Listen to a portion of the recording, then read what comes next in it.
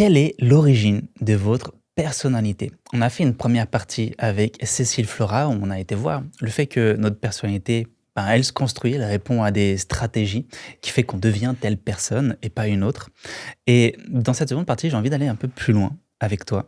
Dans l'énéagramme, il y a une notion qui m'a fasciné et que j'ai exploré un peu plus loin avec ma pratique des archétypes, m'a du moins en tout cas aidé à approfondir le modèle des archétypes. C'est la notion de blessure. J'ai lu la sagesse de l'énéagramme. Waouh! J'ai lu ce bouquin, très dense, Oui, c'est la Bible de très, très l'énéagramme, oui, dense oui. et en fait, j'ai adoré cette notion parce que du coup, on retrouve aussi les 5 enfin, cette Oui. idée qu'on retrouve avec les 5 blessures de l'âme de Lise Bourbeau, sauf que là, il y en a 9 qui met de la subtilité, je trouve. Est-ce que tu peux nous en dire davantage? Oui. En fait, dans l'énéagramme, il y a cette idée que, quand je suis arrivée au monde, j'ai compris, que, je ne pouvais être aimée qu'à une certaine condition et donc ce que j'ai vécu de l'environnement m'a renvoyée à une peur fondamentale. Et ça peut être, la peur, d'être laissée sans ressources. Ça peut être, la peur de ne pas être aimé, la peur d'être rejeté. Alors, il y en a qu'on va retrouver chez Lise Bourbeau et ça peut être, la peur d'être, par exemple, d'être, abusé. Je comprends que le monde abuse des personnes faibles, donc je ne veux pas être cette personne faible. Souvent, ce sont des personnes qui sont, en fait, très fragiles et qui vont avoir une grosse armure, qui vont être des grandes gueules et qui vont dire: «Ouais, moi, tu vas pas me la faire à l'envers». Blessure de trahison, parce que j'ai le sentiment, quand je suis arrivée au monde, que le monde abusait des personnes faibles et qu'on a abusé une fois de moi, donc là, plus jamais. Et donc, je dresse une forteresse et un espèce de cœur comme ça, genre de cœur dur, Mmh. de personnes dures, alors qu'à l'intérieur, c'est tout et c'est tout tendre. Et une fois que tu comprends ça, moi je trouve que c'est génial parce que tu comprends dans les coulisses ce qui se passe et pourquoi la personne elle a cette stratégie. Parce que petit, elle s'est raconté l'histoire que. Petit, je me raconte l'histoire que quand je parle, je dérange, quand je m'affirme, je dérange, quand je donne mon point de vue, je dérange. Et donc du coup, je deviens cette personne qui dit bah comme tu veux. Mmh. Comme ça t'arrange. Non, mais si c'est OK pour toi et sans arrêt essayer de faire en sorte que et surtout, je ne m'impose pas, le consensus est important et donc je deviens cette personne qui n'est pas importante et qui peut même avoir le sentiment d'être insignifiante. Alors qu'au fond, finalement, j'aimerais que les personnes me remarquent, j'aimerais que les personnes me laissent une place, j'aimerais que les personnes me disent en quoi je suis importante pour elles. Sauf que pour moi, c'est une prise de position qui viendrait disrupter avec l'environnement et casser l'harmonie en place, donc je préfère être en retrait et ne pas trop faire de vagues. Mmh. Et je trouve que c'est intéressant de s'imaginer que ce truc, on l'a compris petit et que ça va façonner toute la suite de notre vie. Ouais et qu'on l'a compris inconsciemment. Ouais. En t'écoutant, tu te dis: «Du coup, je me suis raconté une histoire» et ça fait vraiment sens parce qu'avec les archétypes, en fait, c'est les histoires qui font qu'on plonge ou pas, ou Mmh. qu'on refoule certaines parts de nous et dans la psycho jungienne, il y a vraiment cette idée de derrière nos ombres, quand on les traverse, c'est un peu l'enfer qu'on a besoin de traverser pour rencontrer Dieu et derrière les ombres se cache ce que Jung appelle, le soi et c'est cet état de plénitude. Mais ça demande du coup de voir au-delà de ce qu'on présente au monde, de regarder ce petit cœur tout mou qu'on n'arrive pas à assumer et de l'assumer et je Mmh. trouve ça super beau. Oui, ben par exemple, tu vois, celui qui a comme, équivalence, je ne peux être aimé que si je suis drôle. Ou je ne peux Ouais, être aimé que si, je suis le petit clown. Mais en fait, le jour où il va pas bien, qu'est-ce qu'il fait? Il reste chez lui. Parce qu'en fait, il va pas se montrer comme ça puisqu'il a fait une équivalence entre je suis aimé si je suis cette personne. Donc si je suis pas cette personne, je ne vais pas me montrer et donc c'est l'idéal de soi et mmh, c'est intéressant d'aller se confronter en se disant: «Mais en fait, si les personnes ne m'aiment pas sur ces 2 facettes-là», c'est-à-dire que quand je vais pas bien et que je le dis et cetera, bah, si beh, du coup, en fait, c'est qu'ils n'aiment pas l'entièreté de ma personne ouais, et c'est intéressant, en fait, d'aller voir les 2 faces d'une même pièce. Sur, absolument, tout. C'est-à-dire que je suis cette personne forte, mais je suis aussi cette personne fragile. Je suis les 2. Sauf que pour ma survie, j'ai meilleur temps de me raconter: «Non, moi je suis quelqu'un mmh, de fort, je suis quelqu'un de puissant et tout, je suis une grande gueule, tu vas pas me la faire à l'envers». Ah oui, mais si tu as besoin autant de le dire, autant de le montrer, c'est qu'on sait que derrière, il y a aussi la peur d'être abusé, d'être trahi, qu'on prenne le pouvoir, qu'on vienne te contrôler et donc de le nommer, de le traverser et de sentir que je peux être faible et je vais survivre. De temps en temps, je peux montrer ça et on ne va pas prendre l'ascendant, on ne va pas me la faire à l'envers et c'est important de mettre de la conscience là-dessus. Encore une fois, de reprendre son pouvoir, de comprendre qu'il y a pas une seule stratégie. qui Mhm. fonctionne. Et que, C'est tu un vois, tout. mais oui, c'est un tout. C'est de mettre de la conscience, Ouais. de mettre de la lumière sur, tiens, comment je fonctionne à l'intérieur. Et puis pas s'arrêter à l'image qu'on veut renvoyer de soi, ni l'image que les autres ont de soi. Ça me fait penser à ceux qui sont l'archétype du comique quand ils sont jeunes dans la classe, où souvent il y a aussi parfois ouais, une tristesse. C'est marrant, je disais que du coup j'ai pas le droit d'être triste, parce qu'il y a aussi une grande sensibilité émotionnelle chez ces profils-là. Je suis piètre, mais à la fois émotionnellement c'est très riche, mais je suis pas forcément vu pour ça. Et on a parlé de Jim Carrey dans la Ouais. première partie. Et lui, en fait, on lui a mis ce masque. Et ce qui est marrant, c'est que ce qu'il a fait sa notoriété, c'est aussi le film The Mask. Oui, Et il s'est construit sur ça. Mais derrière, on voit aussi qu'il y a une personne qui a été, je sais pas si détresse c'est le bon mot, mais que c'était pas que ça. Il y avait quelqu'un de sage, quelqu'un de sensible, et que parfois, quand on projette trop une image sur quelqu'un, la personne a aussi du mal à s'en défaire. Et peut-être que c'est des choses qu'on peut faire malgré nous dans le couple, dans nos relations, et cetera. Ouais. oui, bah, alors le couple est un excellent révélateur. Mmh. Ça, c'est génial. Alors moi, je suis passionnée par les relations. Je trouve ça absolument génial comme on peut aller se mettre en couple et s'envoyer en enfer avec quelqu'un qui va venir appuyer sur les boutons qui vont nous activer. Et globalement, en fait, c'est ça dans les relations, c'est d'arriver aussi à donner son mode d'emploi, à comprendre ce que l'autre est sur quoi il est en train d'appuyer, les langages de l'amour, les manières différentes de communiquer avec, toutes les intentions positives qu'on a et qui vont activer chez l'autre quelque chose. Est-ce que parce qu'on se ressemble, on s'assemble? Est-ce que, les Mmh. opposés s'attirent? Moi, je trouve, souvent que dans les couples, on a souvent des gens qui sont très complémentaires et est-ce que c'est une question qu'on te pose, toi, souvent? Est-ce qu'il y a des types qui vont plus ensemble que d'autres?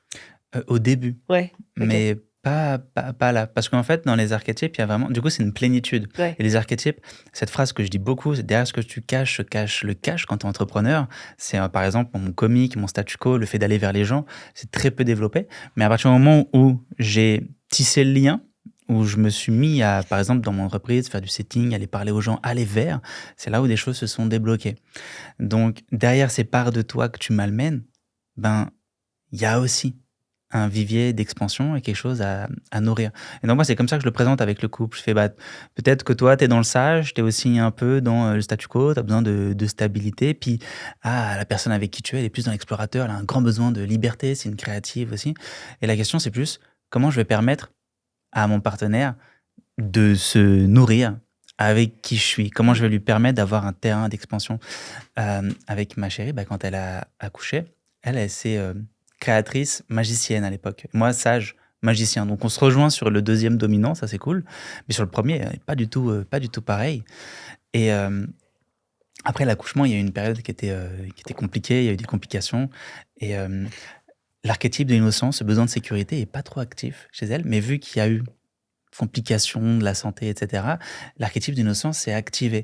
Davantage besoin de sécurité, ça nous a mis dans un jeu, moi, de protecteur, d'ange gardien, presque le triangle de Cartman, mais parce qu'il y en avait besoin. Et elle est sortie de ce moment un petit peu down quand elle a redonné vie à sa créatrice, quand elle Mmh. l'a réhonorée, cette envie de créer, d'accoucher de projets, etc. Et donc, c'est comment moi je peux la soutenir là-dedans. Et puis après, en fait, ce qui est fascinant aussi, c'est que ça bouge, c'est mouvant. Là, je suis dans le sage, mais peut-être qu'en fait, sur le long terme, je serai plus amené à vivre cette histoire pour me sentir épanoui. Mmh. Et elle aussi, inversement, il y a moins besoin de créer, il y a plus besoin d'être dans l'instant présent. C'est comment moi j'accueille du coup, parce que du coup, c'est aussi un changement dans notre relation. Je vois que la personne change, mais parce que c'est d'autres besoins. Est-ce que j'aime autant la personne Ouais. dans ses nouveaux besoins? Et c'est là où on voit autre chose de nous et de notre capacité à aimer l'autre, je trouve. Mmh. Inconditionnellement. Ouais, ouais. Ce qui parfois peut être challengeant parce que ça nous remet encore une fois face à nous-mêmes. C'est moi si je me permettais ça. Oh, par exemple, là, dans le moins d'action, moins de feu, moi je suis invité à aller vers le feu. Comment je peux quand même me nourrir de la personne dans ce changement? Donc c'est plus ça. Il n'y a pas d'incompatibilité. Bien que je sais parfois dans ceux qui font du MBTI, qui s'est développé aussi sur les archétypes, il y a cette idée que certains couples vont mieux avec d'autres. Mmh. Moi, je rejoins pas ce. Pour moi, tout le monde peut aller avec tout le monde. Ouais. C'est que un jeu. Ok, j'ai envie de jouer l'amour avec toi. Et ben, jouons-le, donnons-nous les moyens d'eux et puis, si à un moment, ben, c'est chiant et ça va plus, ben, est-ce que j'ai envie de faire l'effort pour jouer à un nouveau jeu? Et puis des fois, en fait, non et c'est là où ça marche moins, quoi. Moi, j'aimerais bien tordre le cou aux gens qui font des tableaux de compatibilité entre les signes astro, entre les MBTI, mais Donc là, il y a pas ça chez l'énagramme. non, non, Il y a pas non, de et type en qui fait, je vaut trouve mieux que les ça autres. tellement dangereux et sur l'astrologie, il y a ça beaucoup sur, effectivement, le MBTI, des gens qui seraient pas compatibles. Mais en fait, c'est tellement réducteur, c'est dangereux parce qu'il y a certainement des gens qui vont faire des choix en fonction de ça ou se dire: «Ah bah, mon couple fonctionne pas parce que, bah, forcément sur le papier, c'est écrit que il y Forcément, avait» elle est type 3. bah, voilà, ah bah, forcément. Et comme je vous l'ai dit, il y a des nuances, mais Ouais. dans absolument tout. Et alors, ce qui est très marrant, c'est que Morgane et moi, on est aux opposés. Sur tous les systèmes, tous les modèles de personnalité, on est complètement sur les opposés. Et paradoxalement, on est absolument fans tous les deux. Et ça nous fait mourir de rire de voir à quel point on arrive si bien à s'entendre et il n'y a jamais d'engueulade, il n'y a jamais un accroc. Déjà parce qu'on se valorise et on se donne de la, on se valorise vraiment sur nos différences, sur ce que l'un apporte à l'autre, et on ne se demande pas ce qui n'est pas possible de se demander. Mmh. C'est-à-dire que Morgane est le mec le plus carré de la Terre. Il sait qu'il est le plus carré de la Terre et que c'est quelque chose qui fait partie de lui, qui a toujours fait partie de lui. Et donc, il ne me demande pas ce même niveau d'exigence qui, déjà, de un, pour moi, je m'en fous. Et puis, de deux, en fait, ça serait me demander quelque chose qui n'est pas écologique pour moi. Enfin, Mmh. mais par contre, je peux aller le rencontrer sur ce terrain-là. Et moi, je trouve ça trop génial d'avoir cette lecture de se dire qu'est-ce que l'autre en fait apporte parce que je suis en train de lui demander quelque chose qu'il peut pas m'apporter et en passant complètement à côté de ce qu'il est en train de m'apporter et que je vois pas et sur lequel je le valorise même pas, je le remercie même pas de tout ce Mmh. qu'il m'apporte. Tu vois, ça peut être de la douceur, les gens ah oui, mais mon mec il est mou. Oui, mais peut-être que alors déjà toi, est-ce que t'es pas une surexcitée? Souvent très bien sûr que si. Et donc déjà d'aller regarder ouais, mais qu'est-ce que ça dit de toi? Bah ça dit de moi que peut-être moi j'aurais besoin de ralentir mais je me le permets pas et lui il se permet comme ça là de ralentir et de contempler la vie, d'être oisif. Ben oui, mais tu juges quelque chose qui en fait chez toi est juste impossible. Peut-être dans ton modèle familial quand tu t'arrêtais ben c'était jugé. Donc du coup, tu te le permets pas parce que c'est dangereux. Et c'est toujours, qu'est-ce que ça dit de moi par rapport à l'histoire que je me raconte, par rapport à mon système familial, plutôt que d'aller regarder l'autre en disant: «Oh, mais toi, t'es comme ça». Et donc tu as une sorte de plénitude parce qu'en Oui. fait, il nourrit une part de toi que peut-être tu as du mal à nourrir ou à honorer? Ouais, Je dirais ça? bah alors déjà, je suis pas câblée carré, je suis plutôt câblée rond. Et en vrai, si je devais arriver à matcher son niveau de rigueur mais en fait, ça me demanderait un effort surhumain. Ça veut pas dire que c'est impossible, ça veut juste dire que ça me demanderait un effort que je n'ai pas du tout envie de fournir à ce Ouais. stade-là, puisque ça marche très bien comme on fonctionne. Mais pour vous dire, dans les relations, pour moi, c'est une question d'aller se rencontrer sur la zone de 50% commune. Tu ne peux pas changer l'autre. Tu n'as peut-être tu juste essaie de comprendre déjà valorise-le sur ce qui fait de bien, valorise-le Mmh. dans la relation sur ce qui t'apporte, sur pourquoi tu l'as rencontré, sur les belles qualités humaines qu'il t'apporte et déjà tu vas voir que si tu arroses ce que tu veux voir pousser, il y a des chances que Ouais, ça pousse, que ça grandisse et que ça fasse quelque chose de chouette. très bien dit, ouais. J'ai prévu pour finir, cette partie, 3 questions. La première, c'est pourquoi certaines personnes travaillent sur elles des années, mais ne changent pas? Tu as déjà, reçu, Ouais. des clients qui ont fait tous les tests de personnalité possibles, qui ont fait, je sais pas combien de stages, de séminaires, de retraites, qui ont envie de changer, mais qui changent pas? Alors, ça me fait penser à la série Bref, que j'ai beaucoup analysée Ouais. sous le prisme de l'énéagramme, où savoir quelque chose ne le change pas. Je sais que mon pneu est crevé. Si je n'ai pas une action correctrice d'aller me mettre sous la bagnole avec un cric, la roue ne va pas se regonfler. Et il y a beaucoup de gens qui consomment, consomment, consomment, consomment, lisent, comprennent et confondent le fait de comprendre avec le fait d'intégrer et de changer quelque chose. Donc déjà, en fait, c'est ça. Je fais un test de personnalité. Ah, j'ai compris, je suis type 7. Ah, trop bien. Donc du coup, c'est pour ça que je suis en retard et qu'en fait, suridentification, mentalisation et pas d'intégration du processus. Et cette intégration, du coup, toi, tu as des protocoles particuliers? Moi, j'utilise le breathwork avec les archétypes pour intégrer les 12. Est-ce que toi, c'est des pratiques quotidiennes? Il y a un truc particulier? Quand tu parles d'intégration, tu fais référence à quoi? L'observateur intérieur, déjà dans un premier temps, et puis après, des pratiques quotidiennes. Là, par exemple, je te donne un exemple de moi, Lennon, quand il s'est mis à pleurer les premières fois, et je lui dis: «Oh, mais il y a aucune bonne raison d'être triste». Et là, une des actions, en fait, que j'ai mis en place, c'est de dire, tu vois, de changer ça, en fait, de changer déjà ce discours. Et je suis pas juste en train de me dire: «Ah, je me suis vu faire. Oh là là, bah oui, ça c'est trop moi». Bah ouais, c'est trop moi et bah, Mmh. c'est trop moi, bah du coup, change quelque chose, en fait. Et qu'est-ce que je change? Beh, en fait, maintenant, quand il est triste, c'est: «OK, t'es triste, vas-y, bah pleure». Et je sais que ça vient me chercher. C'est dur chez moi d'arriver à comment dire? À vivre quelque chose, à transcender et à traverser ce truc-là avec lui en sentant que c'est OK. Et donc du coup, tu vois, ça, c'est une petite chose. Mmh. Et c'est comme, les gens qui ont, voilà, je disais, par exemple, les gens qui sont, très cash, qui ont le sentiment qu'on va toujours leur faire à l'envers.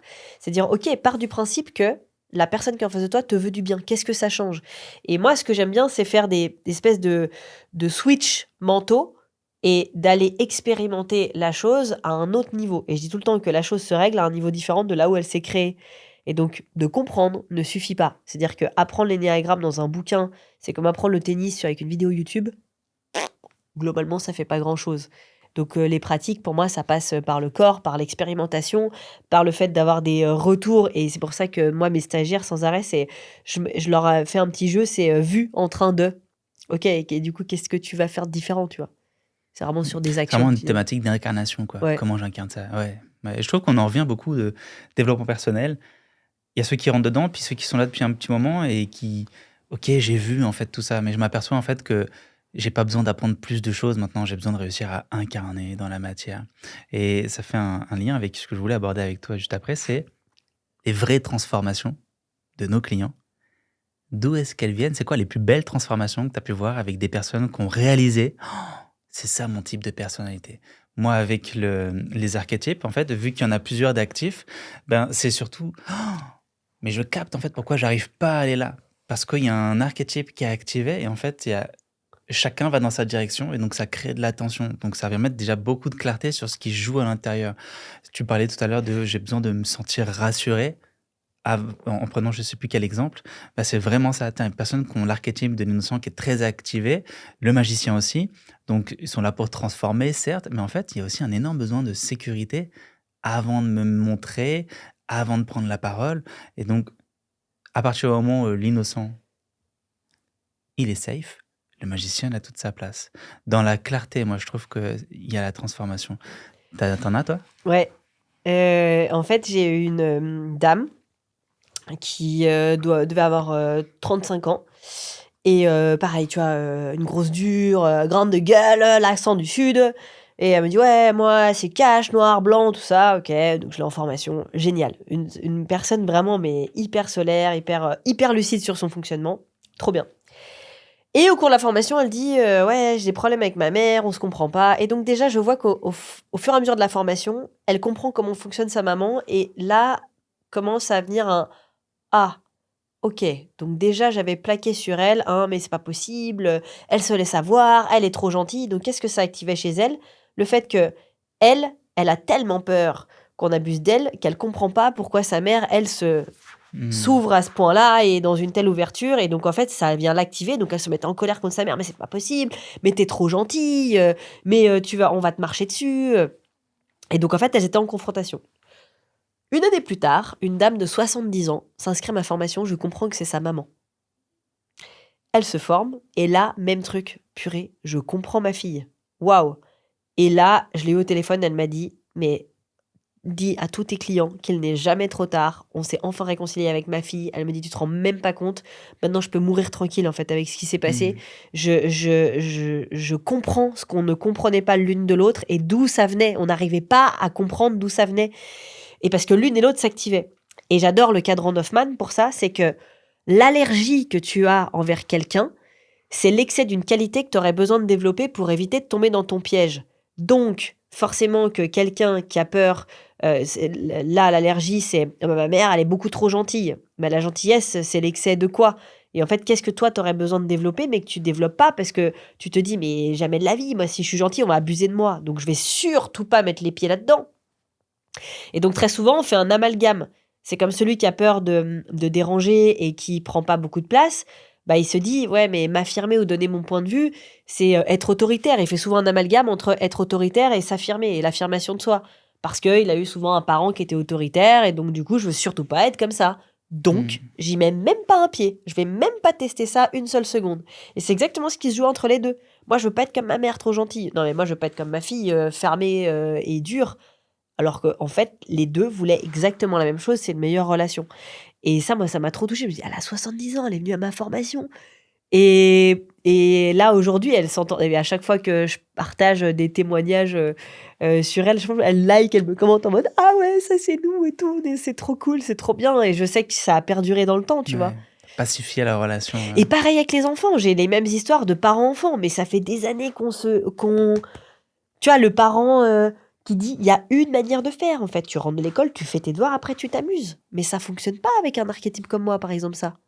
C'est d'abord tu fais du kiff et puis après tu vas pouvoir, mais si tu as un parent qui est persuadé qu'il y a une bonne manière de faire, une bonne méthode et tatati tatata, bah, ça part en confrontation. mmh, Parce qu'il est persuadé, pour le bien de son enfant, que c'est bien de lui inculquer la bonne manière de faire. mmh. Et avec l'énéagramme, tu vois, il y a eu des assouplissements de système et de gens qui m'ont dit: «Je me suis réconciliée avec mes enfants, avec mon mari, avec» et c'est pour ça que je dis tout le temps aux gens: «Venez le faire ensemble, avec ta meilleure amie, avec ta femme, avec, tes enfants». Parce que du coup, ça permet d'avoir un vocabulaire commun. Ouais, je trouve que ça fait vraiment comme, si d'un côté il y a iOS et puis de l'autre côté il y a Windows Oui, et puis des fois en fait ça mismatch parce que c'est pas du tout les mêmes logiciels et en fait avoir ce genre d'outil, c'est comme si ça permettait de mettre des plugins dans exactement. chaque ordinateur pour que ça fonctionne au mieux. Ouais, fascinant. OK, trop bien. Moi j'avais en transformation, c'est, beaucoup d'entrepreneurs et ce qu'on a dit dans la première partie où, toi en fait tu as juste à être et puis on vient parce que tu es totalement toi-même. Un de mes mentors, il m'avait dit, «De toute façon Alex, il y a juste à être alors sois». Et puis j'avais pas compris. Je me «Mais c'est super dur en fait d'être soi-même tout le temps» et en fait, c'est prendre conscience que la personne vient chez toi, vient vers toi parce que tu as un archétype qui va l'attirer ou au contraire qui va la repousser et juste à t'autoriser à être, ta base, à être, ton archétype dominant, ça suffit largement. Ouais et j'invite souvent les gens dans la sphère pro à dire: «Mais trouvez juste un environnement dans lequel vous n'êtes pas comme une orchidée dans un champ de chardon». Parce Ouais. que vous n'êtes pas des arbres, vous pouvez prendre vos petites racines, aller vous planter ailleurs, enfin et alors c'est pas aussi simple sur le papier, mais même si Ça vous demande pouvez de pas changer de l'audace. métier et cetera, c'est juste arriver à trouver un moyen d'être dans la joie, d'être vous-même un maximum. Et au moins peut-être dans la manière de faire votre métier, d'exercer votre métier, dans votre mé peu importe, mais d'être sans arrêt à contre-courant, le de faire les saumons là, de remonter la rivière, de lutter contre. Alors pour les saumons, c'est facile parce que c'est des saumons, mais nous, on n'est pas des saumons. Donc l'idée, c'est d'essayer de trouver un environnement familial ou de couper avec sa famille ou professionnel, qui soit écologique et dans lequel vous êtes pleinement accepté comme vous êtes. Et pour être pleinement accepté comme on est, il faut aussi Mmh. honorer qui on est et le montrer et savoir faire vibrer tout ça, en fait, ces qualités essentielles et ces dons avec lesquels vous êtes arrivé sur Terre. Ça rejoint la dernière question que je voulais te poser. C'est est-ce que guérir, c'est devenir soi ou enlever ce qui n'est pas soi? Ou un peu des 2. Guérir, c'est faire du dépouillement personnel. C'est-à-dire enlever toutes les couches, à mon avis, qu'on a mis depuis tout petit, en se persuadant que c'est ce qui était attendu par l'environnement, attendu par papa et maman. Et je pense qu'il y a pas une plus belle réalisation que de revenir vraiment à son essence la plus pure. Et quand je dis essence, j'aime bien parce que ça fait le parallèle avec l'essence d'un arbre qui ne change jamais. L'arbre, il peut vieillir, il peut sécher, l'écorce, elle peut être abîmée, mais au plus profond, il y a quelque chose, une vraie belle qualité essentielle ou des qualités essentielles qui font que c'est vous. Mmh. Et pour moi, on guérit quand on se dépouille de toutes ces choses. Et on en parlait en off, un enfant, quand il commence à parler, vous voyez en fait cette réactivité, il vous parle, c'est nature peinture, il n'y a pas de ah oui, mais est-ce que c'est bien de dire ci, ça. Et donc en fait, cette pureté qu'ont les enfants, et c'est pour ça que c'est facile de voir les archétypes, quand ils commencent à grandir et qu'ils sont pas encore dans, «Ouais, j'ai peur de» ou alors «On va se raconter que» Mmh. et donc c'est pur. Ouais, je te rejoins sur le plutôt que le développement personnel, le dépouillement. la révélation de soi, enlever les couches comme un oignon. Ouais. Et dans le modèle Et des ça fait pleurer. ça fait pleurer. Ouais, Ouais. exactement, mais c'est vrai, c'est tellement vrai, ça fait tellement chialer quand on enlève les couches.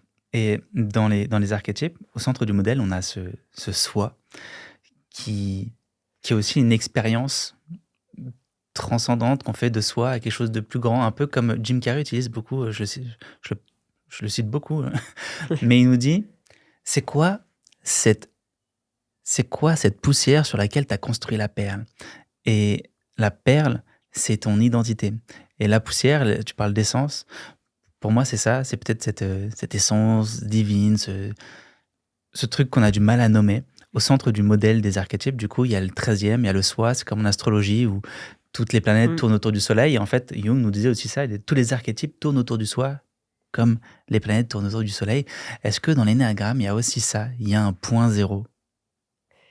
Oui, bah, en fait, dans l'énéagramme, c'est l'idée du continuum, en fait, du cercle, c'est de pouvoir ramener à l'intérieur de soi et de pouvoir connecter à toutes les parts de nous et de pouvoir les révéler au moment opportun. C'est-à-dire que j'arrête d'être une caricature et de me suridentifier à ma base et de la jouer, de la rejouer, de la rejouer. Et je suis en pleine liberté de pouvoir, à un moment donné, tu vois, sentir que j'ai besoin de me révéler, de me challenger comme un 3. J'ai besoin d'aller voir, d'anticiper les dangers en base 6. J'ai besoin de comprendre les choses en base 5. Et ça, c'est ce qu'on fait avec l'énéagramme des processus. C'est-à-dire que je vais aller utiliser le modèle de l'énéagramme pour aller voir toutes les étapes que je vais rencontrer. Voyage du héros, Ouais, de la même manière, on peut utiliser le voyage du héros, le néagramme des processus, mais l'idée, c'est de voyager, d'aller connecter toutes ces étapes qui sont essentielles. ok. Un voyage à travers les 9. Moi, C'est on fait un ça, voyage de 12, toi, tu fais un voyage de 9. ouais. Et Ok. d'ailleurs, pour la chaîne ABC Talk, j'avais fait un voyage, c'est sur YouTube, un voyage de toutes les bases, reconnecter à chacune des blessures, à chacune des choses que j'ai pu me raconter dans l'enfance et toutes ces bases que j'ai traversées Ok. Bah, tu pour m'enverras, je arriver. mettrai en lien, Ouais. comme ça. Trop bien. Bah, la vraie question, du coup, que j'ai, c'est, on pourrait avoir tendance à se demander qui je suis une fois que je rentre dans le développement personnel. Et si, dans le fond, ce qu'on cherchait, c'est qui je suis quand je m'identifie plus Mm. à tout ça. Moi, c'était très difficile de dire, OK, au-delà du sage, qu'est-ce que je suis? Qu'est-ce que je suis quand il n'y a personne pour écouter ce que j'ai envie de partager, de transmettre? Et j'en ai souffert. Hein. J'en ai souffert fut un temps parce que du coup, je m'étais construit sur cette histoire, elle me galvanisait. Et donc, c'est une invitation à dépasser le modèle pour revenir à l'essence. J'imagine comme, OK, qui je suis quand je suis plus reconnu dans ma base? Ouais. Euh, je pense que ça, c'est un chemin, en fait. Tu vois, j'ai un pote qui m'a pris en cobaye une fois pour faire de l'hypnose de spectacle Ouais. et il m'a enlevé mon prénom. Et ça a été abominable. Et c'est là où je me suis dit, au fait, qui je suis, c'est Cécile Flora. C'était assez clair que c'était une des choses à laquelle je m'identifiais, c'était mon prénom. Parce que j'ai eu le sentiment d'être toute nue. Ça a Mmh. été abominable. Et les 10 secondes pendant lesquelles il m'a enlevé mon prénom, il m'a demandé qui tu es et que je ne savais pas nommer mon prénom. Et donc, la première chose qu'on te donne quand tu arrives au monde, c'est ton prénom. Et ça m'a fait extrêmement mal de sentir que j'étais plus personne, plus identifiable, tu vois.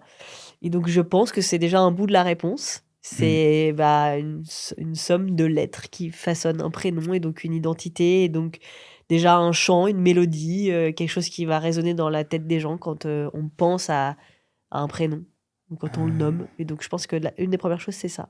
ouais. Après, le reste, ah, bah ça. Et je trouve ça super beau parce que c'est vrai que dans un travail de désidentification, quand on veut accéder à ce soi, faire l'expérience de cette essence, on doit dépasser tous les rôles, on doit enlever tous nos besoins. Et le premier archétype qu'on chope, effectivement, c'est celui de l'histoire de notre prénom. Et qu'est-ce que je suis au-delà même de l'étiquette de mon nom, au-delà même de l'étiquette de je suis un homme, je suis une femme. Et je trouve que c'est là où ça ouvre sur du coup quelque chose de plus grand. Et j'avais pas vu qu'il y avait cette dimension aussi spirituelle dans l'énéagramme avant de lire la fin de la sagesse de l'énéagramme. J'ai dû me manger tout ce qu'il y avait avant. Et j'ai fait putain, ouais, mais on se rejoint vraiment en fait, parce que chez Jung, cette dimension du soi, elle est essentielle. Et j'ai vu du coup qu'il y avait aussi ça.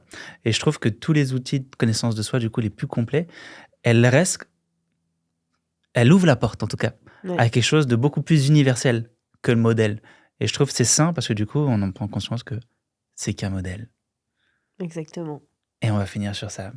Merci Cécile Flora Merci d'avoir Alexandre. été avec moi. Je t'ai ramené ce livre, Archétype, le langage de l'âme, que je t'offre. Merci. Et en même temps, eh ben, je mettrai le lien aussi dans la description pour ceux qui auraient envie d'aller cheminer. Dédicacé en plus, hein. Ouais. Trop bien. Hum, Eh ben, merci beaucoup. Je Merci, vais m'y c'est atteler. une chouette découverte. Et c'est là où je vois il y a quelque chose de très... Enfin, moi, les archétypes, pendant très longtemps, j'étais... Ceux qui sont pas activés chez moi, j'en ai pas besoin. Et l'archétype du comique, il est pas activé chez moi, pas parce que j'ai pas... Si, en vrai, j'ai pas besoin de rire, c'est pas un besoin vital.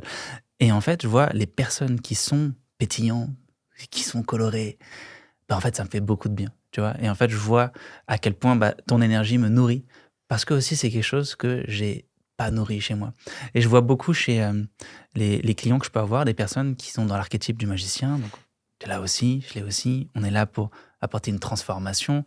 Et le statu quo, parfois, qui est le commun des mortels, monsieur, madame, tout le monde, le fait d'aller au marché le dimanche matin, tout ça, c'est très statu quo. Et puis avoir un truc genre, mais c'est chiant, parler du foot, parler de la météo. J'ai vu en plus, tu avais fait une Je vidéo ça. déteste parler de Ne la me parle météo. pas de la météo. J'en ai rien à foutre. Et moi, j'avais énormément de mal, du coup, avec les discussions de surface. Tu vois, j'aime quand ça va dans la profondeur. Et puis à la fois, une fois que tu passes beaucoup de temps dans la profondeur, ça fait beaucoup de bien. Et j'ai appris à aimer les personnes qui étaient très différentes de moi, qui vivaient un jeu très différent.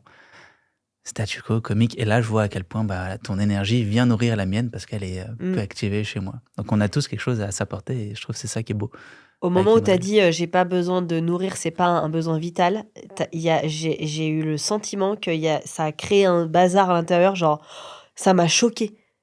Mais choqué dans le sens, le choc, tu vois, ça a fait, oh, On n'a tu vois, pas comme besoin de si rire. j'arrivais pas, ouais, non, mais comme si c'est pas une réalité dans laquelle je Ouais. suis. Et ça a fait, oh, oh, ok. Mais tu vas être chiant, pourquoi je suis là? Pas du tout, parce que beaucoup Ah de mes oui? meilleurs amis sont dans l'archétype du sage et m'ont souvent demandé, mais qu'est-ce qu'on t'apporte? Oh, beaucoup de choses, beaucoup de sagesse. Mm. Le calme aussi, moi, c'est vraiment, ça m'a rendu plus humain, en fait, d'avoir cet outil-là. Au début, non, parce que du coup, j'étais que en mode fasciné par les magiciens, par ceux qui étaient dans l'archétype vers lequel je cheminais. Et en fait, j'ai vraiment, du coup, appris à tolérer, à apprécier, ou en tout cas être sur le chemin d'apprécier ceux qui sont vraiment très différents et voir à quel point, bah, ok, ta légende perso, à toi, c'est pas la même que moi, mais bon Dieu, je peux vraiment trouver beaucoup de kiff si je te laisse la place de rayonner et d'être à fond dans toi, ta Mm. légende personnelle. En fait, c'est des outils, je trouve, à titre personnel, qui ramènent de l'amour pour la différence, Ouais. au-delà de tolérer, parce que pour moi, dans tolérer, il y a je te tolère. Je te Mm. tolère. Moi, il y a. Accepter. Ouais, en fait, moi, je fonctionne comme une Sherlock Holmes. Je me dis, qu'est-ce qui fait que cette personne, elle en arrive là?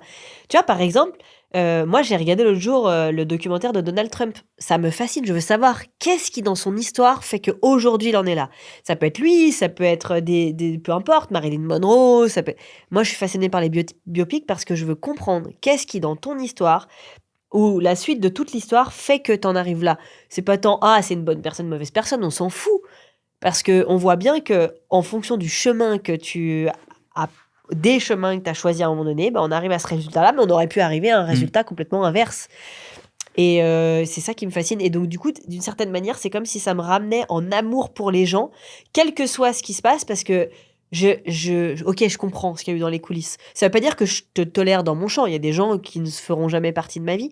Mais ces outils, je trouve que ça permet vraiment de ramener de la compassion, de l'amour et peut-être une grille de lecture différente de juste c'est une mauvaise personne, Ouais. on n'a rien Ouais. en commun. Mais quel connard. Oh, mais si j'avais lu les mêmes livres, Ouais. j'avais eu les mêmes rencontres, que j'avais les mêmes histoires, bah, peut-être que sa vision du monde serait assez proche de la mienne. Et ouais, toute la complexité de l'être humain elle est là, je trouve. On voit à quel point... C'est pour ça que j'aime tant les mythes, les archétypes, les histoires, parce que je trouve que c'est la seule chose qui nous différencie des animaux, en vrai. Ouais. C'est les histoires sur lesquelles on s'est construit. Et si on comprend les histoires, l'histoire que la personne s'est racontée, ben on en vient à comprendre pourquoi elle est devenue telle personne. Et puis aussi, peut-être, comment on pourrait l'amener à s'ouvrir à d'autres parts d'elle-même ou autre chose. Ou moi, à m'ouvrir à elle. J'ai une question à te poser. Ouais. Est-ce que tu t'es posé la question avec ta femme de, tiens, quel serait l'archétype de notre fils qui me mettrait le plus en réactivité ou le plus en difficulté? Est-ce que sans forcément le nommer, mais est-ce que ça t'est venu comme ça de te dire ça me viendrait vraiment me challenger et me chatouiller? Euh, Pas tant dans... Bah, je pense...